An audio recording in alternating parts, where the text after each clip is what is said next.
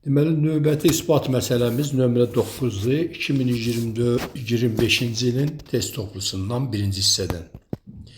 Bu isbat məsələsi də yenə uşaqların çətinlik çəkdiyi isbatdır. Amma baxacaqsınız, görəcəksiniz 7-ci sinifə aiddir bu. Nə verilir?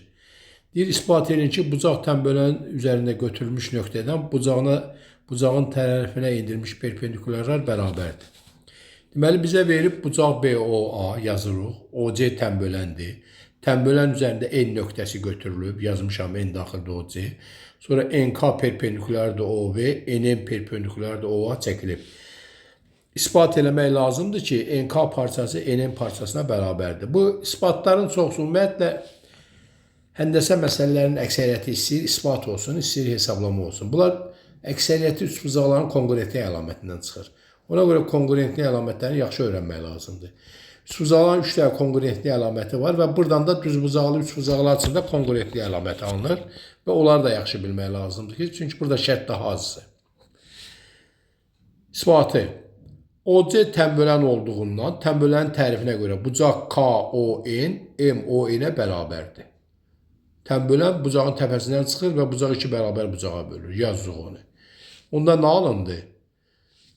ON ortaq, bir bucaqda bərabər KON bərabərdir MON-ə.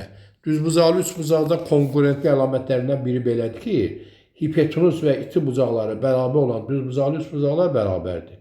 Deməli, hipotenuz və iti bucağına görə onda bu üçbucaqlar bir-birinə konqurentdir. K, deməli, NO, MNO konqurent oldu. Hipotenuz və iti bucağına görə. Bu düzbucaqlı üçbucağın konqurentli əlamətidir. Və konqurent üçbucaqlar nə deməkdir ki, onun uyğun tərəfləri və uyğun bucaqları bərabər olur. Onda buradan da çıxır ki, uyğun tərəflər bərabərdir. Uyğun tərəflər də bərabər bucaqların qarşısına dayanandır. Burada da bərabər bucaq KON ilə MON idi. Onların qarşısında, birinin qarşısında NK dayanıb, birinin də qarşısında NM dayanıb. Ona görə də NK bərabərdir NM-ə. Biz də bunu ispat eləmək istəyirdik. Axırda da qısa yazmışam B, I, T, O. Yəni bunun isbatı tələb olunurdu. İspat qutardım bundan da. Belə sadə. 7-ci sinif həcmindədir. Yazanda çox yer tutur. İspat məsələlərini gərək yazasan da, yazmasında qəbul olunmur o. Yəni nə hardan alınıb, hamısını bir-bir yazmaq lazım. Sağ olun. Sabahda test onu, ispat onu eləyər inşallah.